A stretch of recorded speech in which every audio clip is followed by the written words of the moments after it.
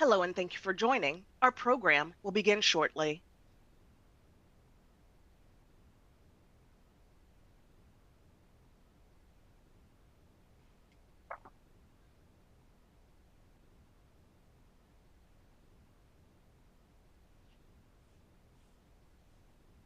Hello and thank you for joining today's webinar, From Tactical to Strategic, Proven Action for Security Leaders to Shape Organizational Strategy. I'm Raquel Allen, Learning Programs Senior Manager at ASIS, and today's host. We have a great discussion ahead, but first, a few housekeeping items. ASIS International acknowledges and thanks LifeRaft for sponsoring today's webinar. LifeRaft is a leading OSINT software company providing threat intelligence solutions. LifeRaft software is a cutting-edge solution that helps security professionals further validate open source intelligence with global event mapping, safety scores, identity resolution, and threat monitoring across the surface, deep, and dark web. In relentless pursuit of zero-miss threats for a safer world, LifeRaft has become an essential resource for organizations seeking to proactively manage their risk landscape in today's complex and interconnected world. LifeRaft was founded in 2014 and is headquartered in Halifax, Nova Scotia, Canada. For more information, visit liferaftlabs.com. Centered on your screen is the Media Player module where you should see today's presenters. Closed captioning can be enabled from the Media Player module. Find the closed captioning icon in the lower right corner and click to enable. To the left of the Media Player are the presentation slides. Directly below the slides is the Ask a Question module. Should you have a question for the panel during the presentation, type it there and we'll address it during Q&A at the end as time permits. To the right of the slides, you'll find webinar materials and resources where you can download today's presentation slides. Should you experience any sound or audio disruption during the presentation, please refresh your browser. If additional help or support is needed, click the question mark icon at the bottom of your screen. At the end of the webinar, an evaluation will pop up. Your feedback helps determine future programming, and your input is appreciated. CPE information. Completion of this webinar is eligible for 1 CPE credit. CPE credit will be updated directly into your user profile within 48 hours after the webinar's conclusion, and self-reporting is not required. Along the bottom of your screen is the navigation bar to access speaker biographies, as well as additional tools, resources, and programs, so just click and hover over each to explore more. Please note, today's presentation is being recorded and will be made available for on-demand access within 48 hours. And thank you again for joining today's webinar, From Tactical to Strategic, Proven Action for Security Leaders to Shape Organizational Strategy. I'd now like to welcome and introduce today's panel. First, we have Bob Hayes, founder of the Security Executive Council, or SEC. Also joining today is Nikki Rutman, Security Specialist and Analyst. Neil Spencer, Vice President of Product Strategy at LifeRaft, also joins our discussion. And to set the stage is Beverly Crandon, Director of Marketing at LifeRaft. So bios for all are available along the bottom of your screen. Just click that second icon in the navigation bar. Hello to our panel. Thanks so much for joining. And Beverly, I'll hand things over to you. Thank you, Raquel. And thank you all for joining us. Again, my name is Beverly and I'm with LifeRaft and probably the instigator for this session today. And let me just talk about the reasoning behind this. So earlier on in the year, we did a research study with the good folks here at ASIS. And, we asked some of the basic questions that one normally gets asked on these types of things. What threats are you monitoring for? What's most important to you? But then we also took the study one step further, where we asked questions about operational structure, team structure, how you work within your organization for corporate security teams. And when we asked those questions, and it was to over 1,000 practitioners, both from frontline to executives, so we've got many, many perspectives. When we asked those questions, there was a resounding theme around a desire to shift perceptions in an organization and have security teams be seen as business enablers versus that tactical unit that is an extension of the organization, or unfortunately, we've all heard this, a cost center. All right. There was that passion there. And so then we thought, as we get ready and people are coming into their, annual year end, and at this time, people are oftentimes planning their strategies for the next year, and we're looking at 2025. What types of things could we provide our security friends with in terms of shifting those perceptions from tactical to more strategic? So today you're going to hear things like how to communicate with the C-suite and executives, how to align your security goals with the broader organizational goals so that you can now start to shift those perceptions, as well as how do we secure a seat at the table as security leaders, as security practitioners, when serious conversations are being made and decisions are being made that are impacting compliance, risk, and just overall duty of care for our teams. And so today, our host, Neil Spencer, VP of product strategy at LifeRaft, is going to walk us through a very meaningful conversation. We've got two amazing guests with us, Bob Hayes, who you know is the founder of the SEC, and Nikki Ruttman, who most recently was the director of global intelligence at Moderna. So vast experience. And this is going to be a great conversation. And I hope you all leave with at least 2 nuggets that will help you with your 2025 strategy and planning. Over to you, Neil. Excellent. Thank you, Beverly. And thank you, everybody, for joining us today and welcome. So I'm not actually in Nova Scotia today, as I normally would be. I'm in United States capital, Washington, D.C. So after attending the 39th annual OSAC conference, and Nikki is broadly in the same vicinity, and Bob was up until yesterday. And so, I think I'm excited to take many of the takeaways from the OSAC conference and meeting, and really continue that theme of learning and taking that into this panel discussion. So, as Beverly said, it's an incredibly important topic. It's an incredibly topical topic coming into planning, and I think I'd like to spend a few minutes with Bob and Nikki to just get a little bit of understanding about their backgrounds, and so to really speak to why their views matter. They've lived and breathed this, and I think it's important for you as attendees to understand the depth of knowledge of our panelists. And so, Nikki, if I can come to you first, if you wouldn't mind giving a brief overview of your background. Sure. Thanks, Neil. So Nikki Ruttman, I have about 20 years of experience working in intelligence. I started my career with the Defense Intelligence Agency, transitioned to the FBI, and did a liaison role with the Office of the Director of National Intelligence. In 2022, I left the government to come to the private sector and build an intelligence program. And I think the meaningful contribution here is having seen how intelligence can play a significant role in strategic decision making at the government level.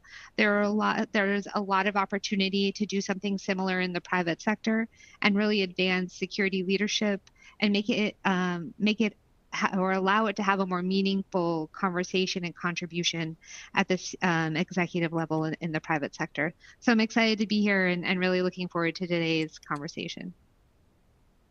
Excellent. Thank you, Nikki, and thank you very much indeed for taking the time to join us. Bob, if you could do the same, please, sir. Yes, sir. Thank you. And it is a pleasure to be here. I started out many, many years ago in law enforcement in Miami and Detroit, but I went on to start 5 security programs as their security leader. 3 companies you've never heard of, and ended up as the CSO at Georgia Pacific in Atlanta. But what I do now, and I think what's most important, those 5 jobs I really wasn't qualified to have. I just knew more than the hiring manager. And so for the last 20 years, we've been studying successful security programs and leaders. And that's the perspective I'll be talking about. I wish I had done all the things I know now. My real claim to fame is I've made every mistake you can make in this business. That's where all the gray hair comes from. Each gray hair stands for one mistake. But I have sat in your chairs, and but what we've now done is learn from the best security programs and the most advanced leaders, I think, anywhere in the world. So what I want to do is try and do justice to sharing with you what we've learned from them. Excellent. Thank you, Bob. And again, welcome. Thank you very much indeed for joining us today.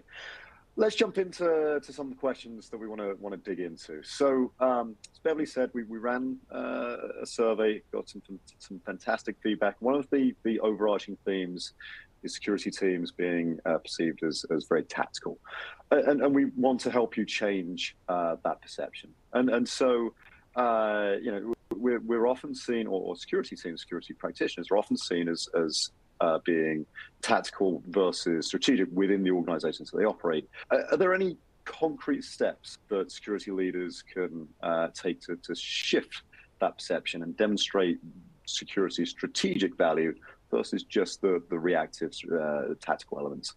And Nikki, I'm going to start with you and come to you first for that question, please. Great. Thanks, Neil. I think one thing that security leaders do very well is collect data. I think we often find ourselves in a position where we're tracking the numbers of things, the number of incidents, number of responses, numbers of threats. I think this is something we're all very familiar with and we're very good at. I think the challenge to achieve moving from the tactical to the strategic is to really reframe how we present that data. So rather than just counting the beans, I think it's better to talk about the stories that surround them. And one thing that, as I was preparing for today's conversation, I kept thinking about that I think resonates with me is really asking yourself the question, did you have a tactical win that tells a strategic story? And lead with that. Use the data as an evidentiary point in your conversation, but lead with the story in the context. Now, I say that fully understanding that every organization is going to be different and may have some cultural challenges with allowing the security leader to make a drastic shift from showing slides that show pie charts and tables to a more storytelling context. So I think you still have to think about this in the context of your organization and culture. But I also think this can be an incremental change that can be impactful. Sprinkling some of this context in as you're doing your monthly business reviews or however you present your data. I would argue that, the data is still important to collect, but it doesn't necessarily have to be your lead. I love, Nikki, the sort of takeaway, the soundbite there. Tactical wins that can tell a strategic story. That's a great soundbite, and yeah, I think it's something that across many organizations we look at. Everybody loves a pie chart. Everybody loves to see graphs. But how do you align the quantitative with the qualitative? And that is an important part of the narrative. Yeah, absolutely. I think it's also really easy for your executive audience to get lost in the numbers and forget the context. So often when you lead with the data, they get stuck on the number of things instead of truly understanding what those numbers represent and what value you bring to the table. Absolutely. And Bob, if I come to you next for the same comments, please. Any guidance on providing some concrete steps to position yourselves more strategically?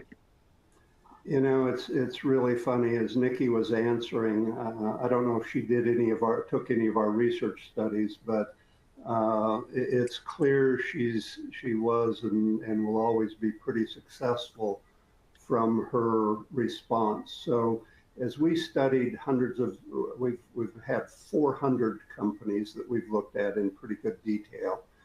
And we were looking for what we called universal success factors. And in 20 years, we only found 2. I thought we'd have 10 to 15. Now we learned 115 key success factors, but only 2 universal ones.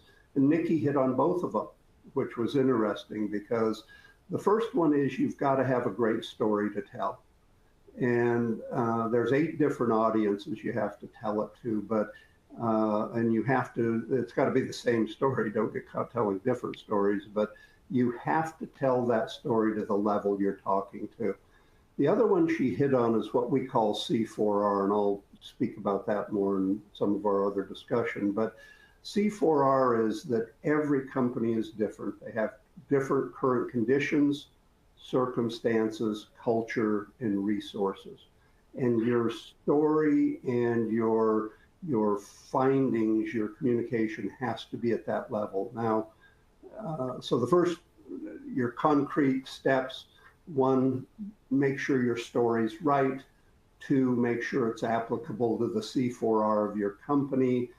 And the guide to that we've learned through this resource, we wrote a paper on it recently. It's on our website. You can read it. I thought I invented it until I Googled it, and there have been 200 books written on it. Clearly, I'd never read any of them, which was another mistake. But when you talk to executives, do what Nikki just did. Why, what, how, and how much. Those are the real keys. That's what executives want to hear. Why should I care about this? Why should I spend time on it? Why should I spend money? Okay, I'm buying into the why. What are you going to do about it? Tell me what the what is. What does this mean? What impact does it have on our organization? What impacts are going to have on our business? Well, what should I do about it? And so then you tell them that. Then they say, well, how should I do that? Are we going to contract it? Are we going to outsource it? Are we going to hire people? Do you want us to do that? And then finally, the how much. And that's time, money, and a lot of other things. So from that standpoint, I think Nikki just demonstrated the path to success within your organization to be strategic. Excellent. Yeah. Again, coming back to that storytelling undertone, and like any good intelligence professional, using some W's to get to the goal that you want to achieve, the what's, the whys, and the hows as we look at the outcomes. I want to sort of pull on some of those threads a little bit, and even though we've just discussed how part of the storytelling is so important, and storytelling and those qualitative pieces or evidential pieces are sometimes difficult to make into a KPI or a particular metric. But are there any key KPIs that either you have used or would like to use that you can use to demonstrate strategic value to the executive team? Bob, I'm going to come back to you on that one.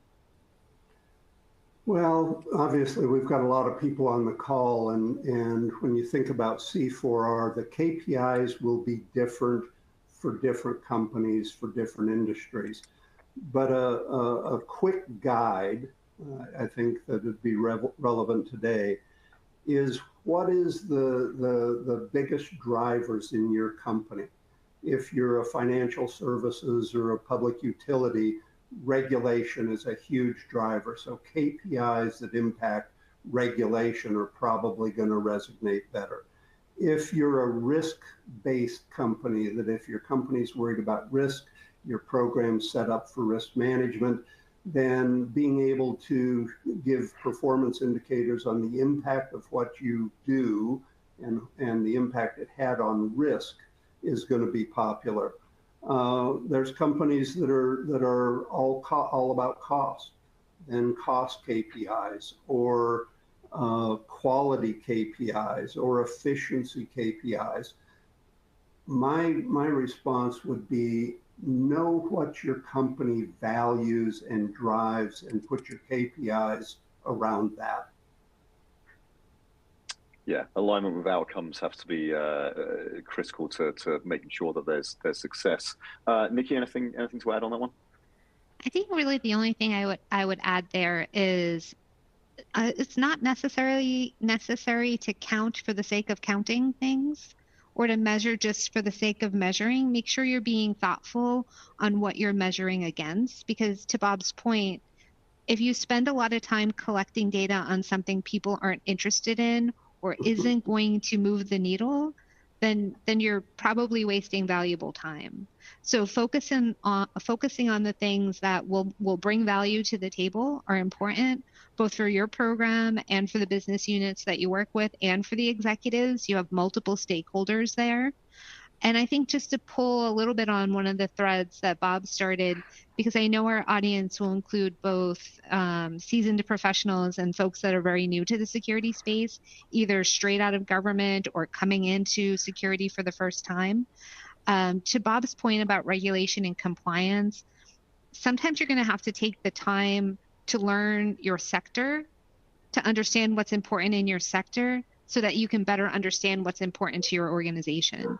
And there's no harm in that. There's no shame in asking those questions, because that will help you determine what the right things are to measure, and then that will eventually help you with your storytelling as well. Yeah, I think your experience in the pharmaceutical industry speaks volumes to that as a highly regulated industry. So, yeah, certainly words of experience from that perspective. I'm gonna jump onto another question here and dig into sort of how people are spending their time. So, the survey showed that only 18% of, and it's a statistic on the slide here, so you can see it in, I was going to say black and white, but red and white in this instance. So only 18% of senior security executives are spending more than 75% of their time on strategic planning, which is time that is vitally needed to be spent. What strategies can security leaders employ to shift more of their focus towards strategic issue versus, again, being reactive and being very, very tactical? Bob, I'm going to come to you on this one. I found that number very surprising. I don't think I've ever met security executives, so somebody from, say, the director level up, that ever spent that much time on strategic planning. Now, on strategic issues, this could have been a wording issue, but a lot of people think that the higher you go in the organization, the more you spend on strategic issues, and that's really not the case. Everybody kind of works on the same things to keep the business running, and even CEOs take time out to think about the future, the impact that national or global events will have on their business. The problem we have is that everybody's tactical at their own level. So when I was a CEO or a CSO, I mean, I still had to get a lot of things done that were very tactical, policy, procedure, headcount, hiring, budget management. That's not tactical. That's day-to-day. I'm sorry, that's not strategic. That's day-to-day tactical for that level.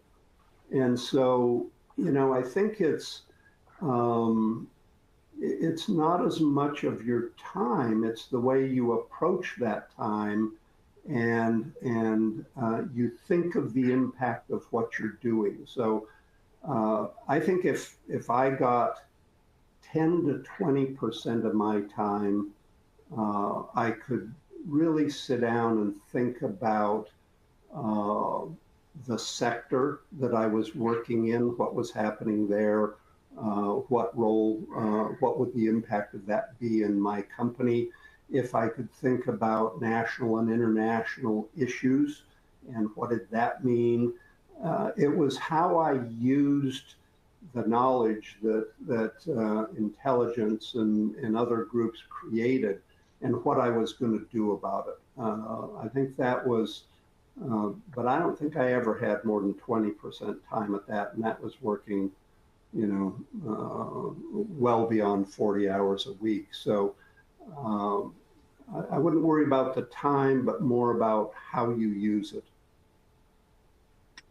Yeah, efficient use of time, and I think to your point, in any organization, as you go up through into management layers, trying to carve out time and making efficient use of time is more important than ever, because it's very easy to get dragged down into tactical activities.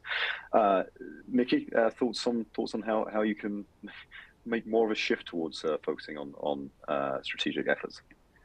So I think it's interesting. I think as security leaders, It may be, to Bob's point about being surprised about the percentage, it may be that security leaders don't realize how strategic they really are. I think oftentimes you're so busy in the tactical work, dealing with an incident and incident response, that it is almost inherent. It's natural to you to think through you're making strategic calculations, you're examining the impact on the bigger picture, you're doing all that in real time. And so you may not realize that that is being strategically focused. I think the challenge, especially to the time component that Bob touches on, is taking the time post-incident to reflect and carving out the time on your calendar to reflect on the incident, reflect on the response, reflect on how that impacted the bigger picture, so that then you can incorporate it into your strategy, either for at the midway point or a real-time shift, because you've identified something that has real impact. I think that's super important. And then also how that reflects back to the goals and objectives you set for the year that are ideally tied back to your year's strategy. I just keep coming back to that reflection component, because it will also help you contextualize the tactical wins that tell the strategic story. Because if you don't take the time post incident to think about it, and you don't write it down, right? Because we're always running on to the next incident, then when it comes time to do your upward reporting, you're not going to remember what in that moment you saw to be the strategic outcome that was impacted. And so I think that reflection is important.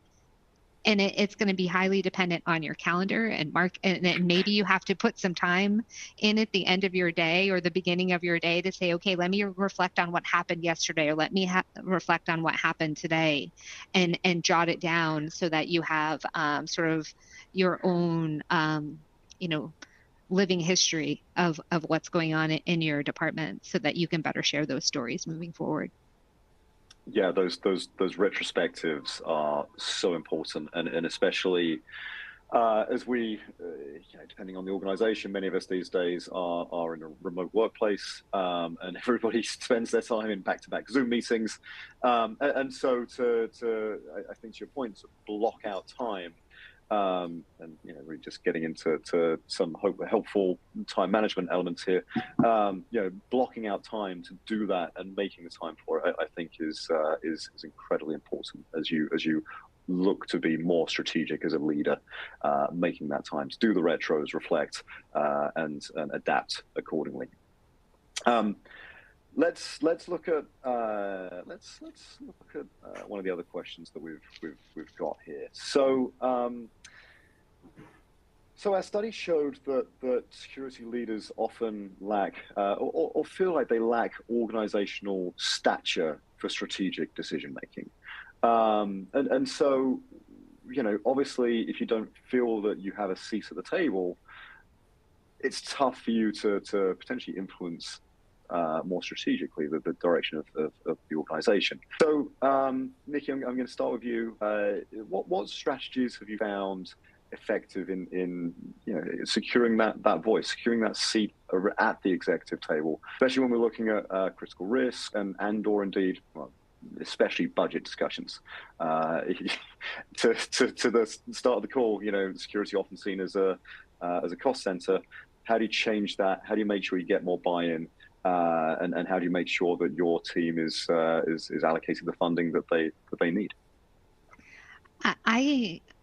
I land on building relationships. I think that's where this really is, because it is building relationships at your level with your other senior level leaders at your same level, but then also encouraging your teams to do the same across the business, not just within security, but across all the business units that you're technically in support of in some capacity.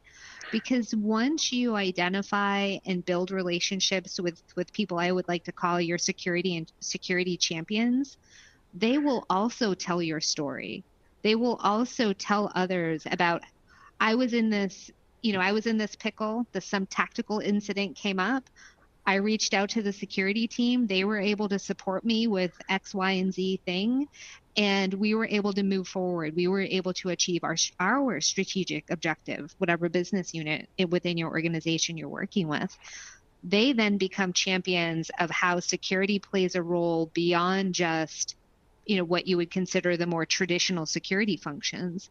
And then you become, I like to use the term the belly button, that you become the belly button that they come push when they have a problem or a question or they need support. And I think, at least for me in the intelligence space, I feel like that's always, that's a go-to for me. I think intelligence professionals uh, thrive on building relationships and being sort of the focal point for people to come and who have questions, or even if you can't answer the question, you may know who else in the organization can help support them and can be the person that brings people together. So I think those relationships are critical, grassroots level, your level, and then that trickles up and down, right, depending on which level. And as those people are telling the story of the good relationship they have with security, more people start thinking about, well, how can I leverage security? How can I go to that team and they'll help me with some sort of issue that I'm working on? And eventually, that will trickle up to the executive leader in your pillar, and then other executives, and then there becomes a buzz around security. I didn't realize that this is what security could do. Because part of this challenge I think we all face is in some part educational. Executives have a very specific impression of what security is, and sometimes you have to push up against that and show them that security is so much more than that. And these little vignettes are really helpful in like planting that seed, and then they become curious about what else security can bring to the table.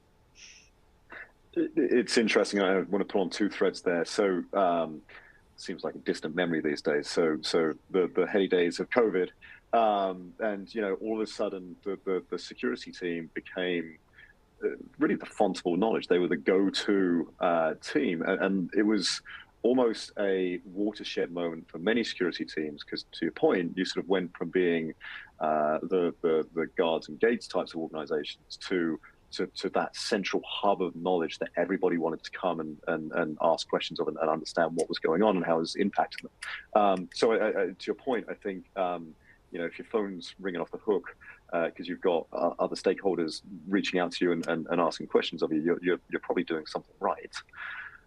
Yeah. I'm going to ask one more question around that. I know when you're in your role, you were working in a mostly remote environment. Do you have any, and there'll be many people on the call here that are working in remote environments, do you have any advice for building that rapport, building that relationships in a remote environment when it can be sometimes difficult? Sure.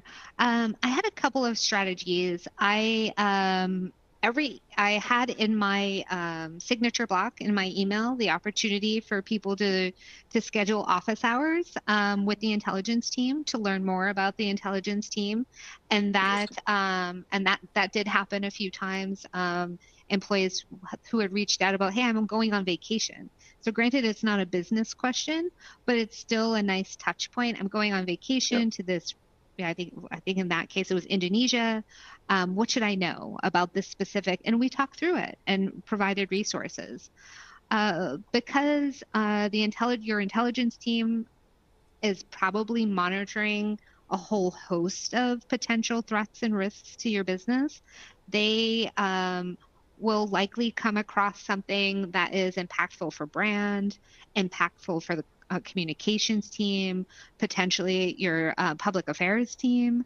And they're looking at it as, okay, what does this mean for security to our people in places? But it's also valuable information that they can pass on to those other business units.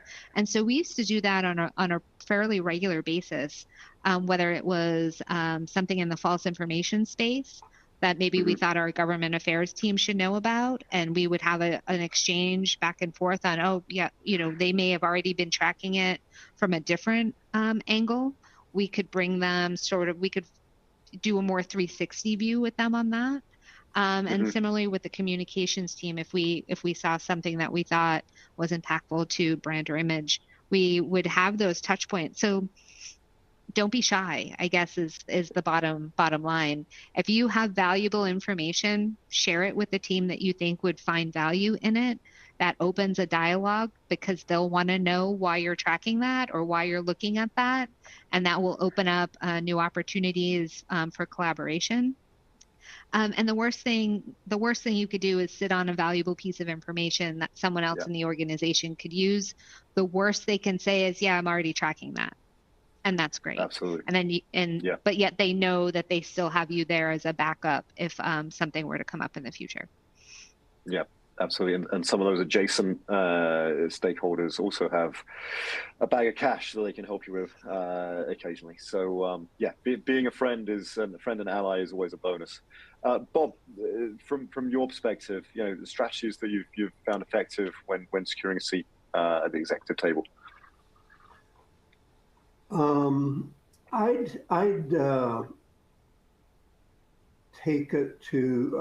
focus on another perspective as well. And so I don't think having stature has anything to do with rank necessarily. I've seen very effective sole source contributors as well as leaders. So I'd think of it as your brand. And I'd be very honest with yourself of saying, what's my brand in the company? How do people view me? Do I tell them how many alarms did we have? Do I tell them how many responses we did? Do I tell them how many, Nikki talked about this earlier, that numbers are important. They help you, they get you to a point where you can start to interpret them and show impact. But I'm going to give you a real quick example of how you can change your brand. And really CSO stands for Chief Sales Officer. It doesn't stand for Chief Security Officer because nobody knows what security is in any company. It's not taught in any university. So your job is to educate people about security all the time. That's why the story becomes so important. But we had a client who, very big company, a lot of employees, over 200,000. They had lots of incidents every day and a lot of emergency responses. They had very big sites. 20,000 people at a site was not uncommon. And so they had a lot of emergency responses and they actually saved a lot of lives every year with AEDs. And those are interesting numbers. They could talk about their emergency responses and the lives they saved. And that's important to tell the employees the value of security, how many lives we stopped, how many ambulance responses, how quick we got there. But to executive management, they were able to go in and say, we saved the company over $25 million last year on our emergency medical response program. And what they used was the American Heart Association data on the faster the response, the more likely the life is saved. And they showed that their rapid response time saved lives. Then they got HR data that showed the cost of replacing an employee that dies and the impact on the business of a critically ill employee in the time that they're out. And they were able to put a dollars and cents thing around that. That's kind of a difference between tactical and strategic. Now, the person whose life you saved, they don't care about the money. Clearly knowing that you're there, they valued that and that you were going to get to them quickly. But management could now look at the value of that program in its entirety. They recognized saving the employees was important, and many of those were key employees.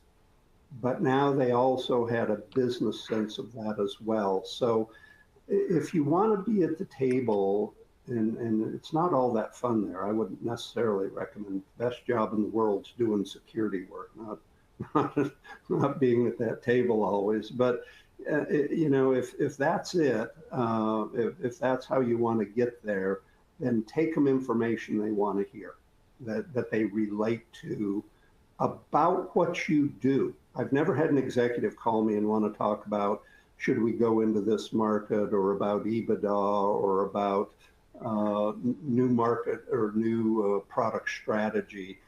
They want to know what the security risks are in the strategy they have. They want your security opinion of what they're going to do at a level they can relate to. So one of the most important things that I seldom did was audience analysis. Analyze your audience as to what is going to matter to them, not the story you want to tell. And I think that's going to change your stature and get you to the table quicker than anything. Yeah, it's a really interesting takeaway. Yeah, the same data point doesn't mean the same thing to different people. And so if you can reframe the story, the continuing theme that we've been going through, or the data point that you're trying to present to the right audience, then it can be highly impactful to have that alignment as you present it. I'm gonna go into one more question before we break for Q&A. So, continuing that theme of telling the story and conveying the impact of the security team to the executive and to the broader company. So, what types of regular communication strategies have you found to be effective when keeping the board and the executive team informed about how security is contributing to the business? So I'll let you explain, but I'm thinking, is it daily briefings, weekly briefings, combination thereof? I would love to learn more. Bob, I'm going to come to you first on this one. Well, you should be communicating continually to someone. But what I would say is what's changed is management looks at communication and sometimes even awareness and training as almost spam. So think about it. If you want to tell every employee in the company about workplace violence, which could impact any one of them, let's say you have 1,000 employees and you want to get 1 hour with them to talk about workplace violence. And so that's 1,000 hours, which is 1/2 of, you can do it by cost. What is 1,000 hours of lost productivity, 1,000 hours of salary cost the company? So it is a big investment. I mean, you're talking in big companies, literally years of productivity are taken away for a 1-hour briefing. Yep. So the most effective way is market segmentation. If you're going to do something on laptop theft, then make sure you're only talking to the people who have laptops, the people whose employees have laptops, to the IT people who are responsible for laptops. Don't go talk to desktop people about laptops, okay? So you want really targeted messaging. Now for executives, I don't know, I went 7 months one time without talking to my boss, who was the general counsel, because they were in the middle of a big acquisition, some other stuff. So you're never going to get as much time as you want. So you really want to think about the messages you have to give them. And again, it comes down to that most valuable information. What do they need to know? One time we had a big group meeting and somebody asked my boss what they liked the most about me. And I thought they were trying to get me fired because he wouldn't be able to think of anything. And his response really surprised me. He said, "I've never been surprised about anything that Bob has responsibility for by someone else. I always hear from him first." So What he wanted to know was if any of his peers came up and said, hey, what about this situation that happened at this location? He already knew about it. And so his thing was timing of knowledge and incidents. But there's other executives that want to know about costs. There's others that want to know about loss. There's others that want to know about public exposure. So again, you want, I think, really targeted messaging to just that audience. You don't want level time or audience time. Don't measure your success that way. Measure it on the value of the information you provide. And that's where intelligence and analysts can help you, but it should be actionable in the way that that audience wants it. Some people just want awareness, some want recommendations, some want direct threat guidance. It varies.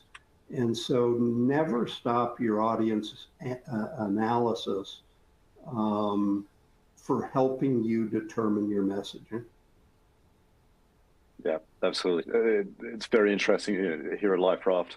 We always talk about two things. One is signal to noise ratio.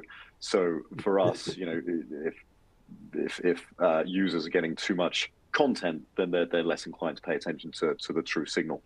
So to your point, if you're bombarding people constantly with information about potentially the wrong thing, then you're going to lose them. Whereas what we pride ourselves on is really honing on the right thing for the right people, and so that translates beyond that. The other piece that I think resonates with me is something that I talk a lot to my team about in the product team is the so what. So whenever we are creating content, whenever we are thinking about the platform. So, you get information, and then so what? What does it mean to the business? What does it mean to the users? And I think that's such an important gap that you need to be aware of and be able to close. Nikki, I'll come to you next on any ways you've proven in the past to have effective communication with your executives. I would like someday the answer to be, I got to do a daily brief, right? Because I feel like, that, an actual conversation versus just trying to give someone an email or a slide or something to that effect. That's obviously the intel person in me speaking. But to Bob's point, I think it depends. You have to understand your audience, what your audience has interest in and has bandwidth in, and if maybe there's a gatekeeper in between you and the intended recipient. I think this is also where relationship building is important. So if your key executive has a chief of staff or an EA that acts as that information gatekeeper, educating that person about whatever product it is that you're doing, what it is, what it means, why it's important, so that they can then prioritize it to the executive in a way that fits into their schedule. They'll know that the person they support spends, maybe 15 minutes a day at a certain time of day reviewing paper or reviewing emails, and they can make sure that it's in that packet that they review. I think the other thing, to your point on what should be in the product, whatever product it is you decide is the right one for your environment, is the so what factor. I am not a fan of producing to produce. I think you produce when you have something important to say. And that's one way to make sure that your audience isn't desensitized to hearing from you. Because if they hear from you all the time, they'd be like, oh, I'll get to that later. But maybe this one is the one that is the most important thing they should read that day. So, making sure that you're not just writing to write. And then your job isn't to just give them more information. Your executives consume lots of information in the day on all sorts of topics. Make your product impactful by not just telling them what's happening and why it's important, but maybe adding in there, what are some potential mitigation strategies? If your organization is receptive to recommendations, maybe putting a few recommendations in there. if that's something we're receptive to. But absolutely putting in there, what's the impact to the business, right? Mm-hmm. This is a way to drive yourself away from the tactical to the strategic. What does this have to do with the business and what the business is doing? That impact statement, impact to the business, is going to be critical. I would like to think that there are some creative ways that maybe others out there are doing it. Maybe there's dashboards or storyboards that your executive to come and check in on, and then they can follow up with questions. That could be a neat way to do it. I always like to have an elevator pitch ready. If I happen to be on site or in a meeting and there's a few minutes before or after the meeting where you're making small talk with the executive or your senior leader, inevitably they're going to ask, so how are things in security? Well, what's your elevator pitch? What are you ready to tell them on that day?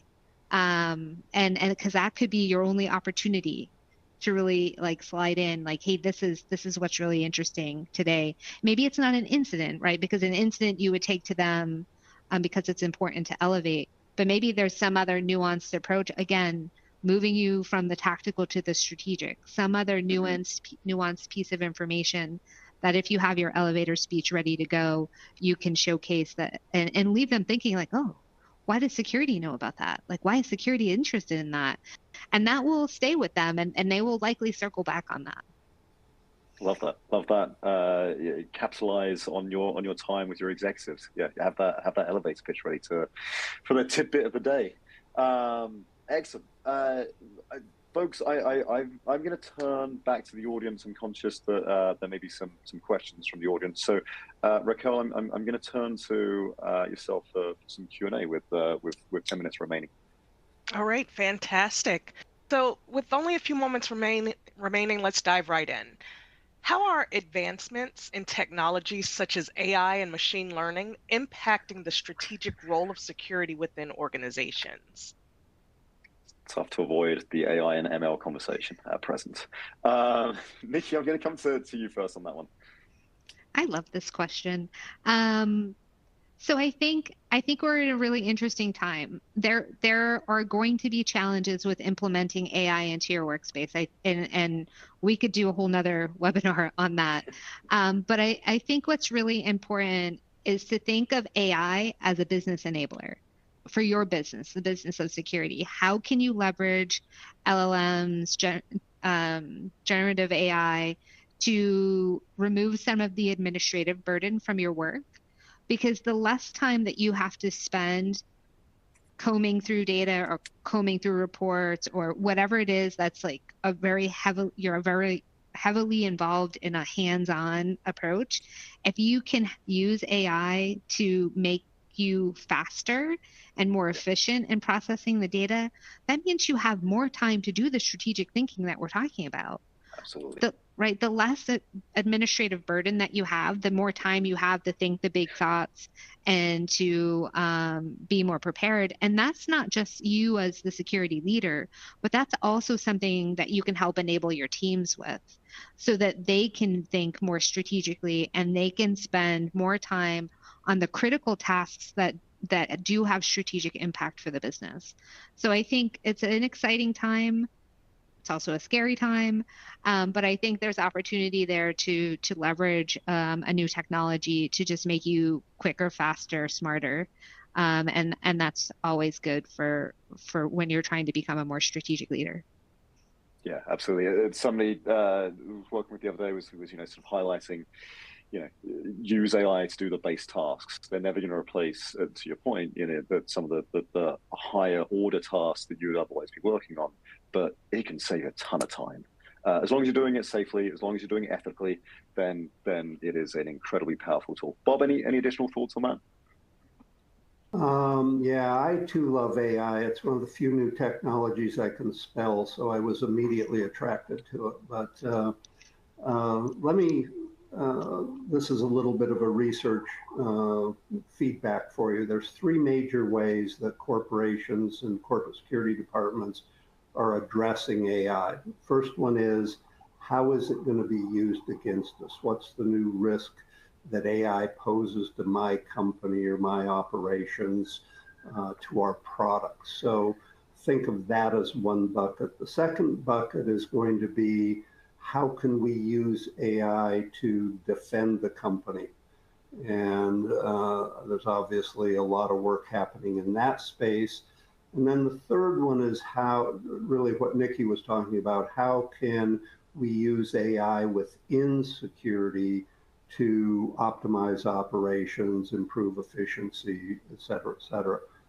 What I would say is there are companies and there are security departments, big ones generally, that have budgets that they are developing AI tools for each of those three areas, but that's very rare. It's expensive.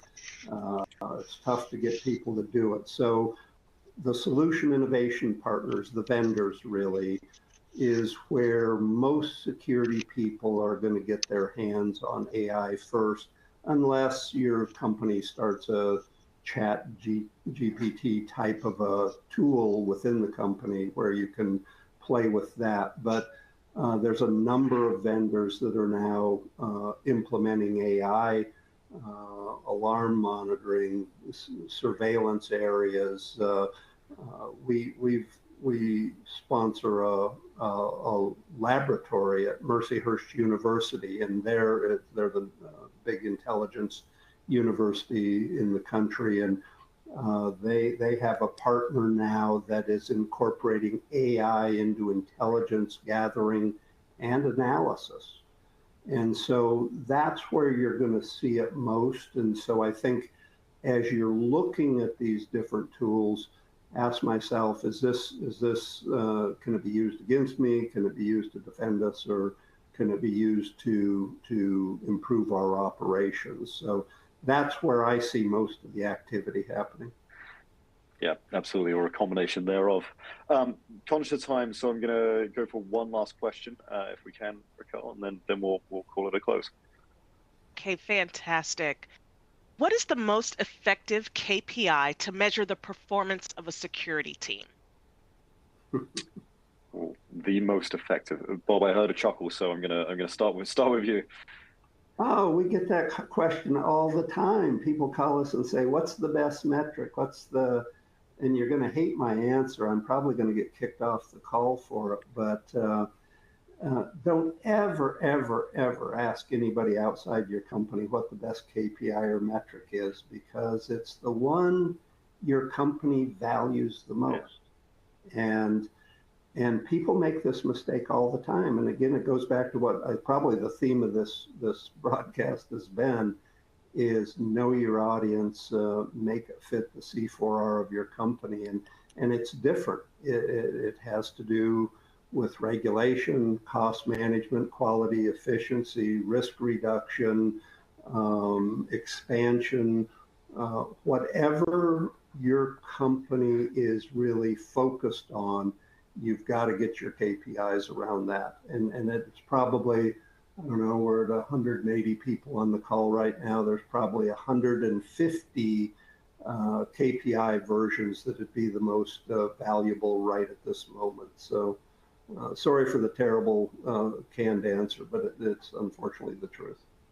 So whatever the company's North Star metric is, shoot for that. Yeah. Nikki, as we come to a close.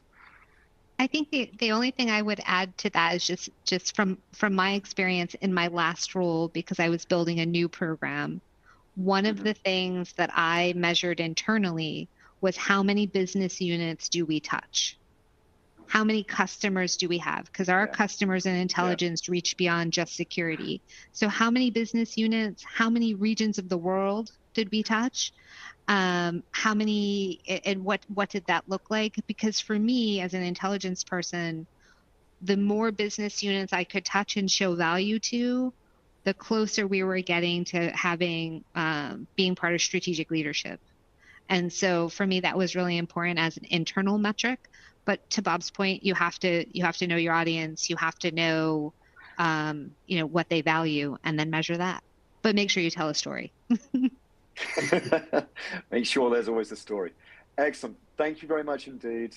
Nikki, Bob, thank you very much indeed for taking the time and spending the time with us and providing some incredible insights. I've really enjoyed this conversation.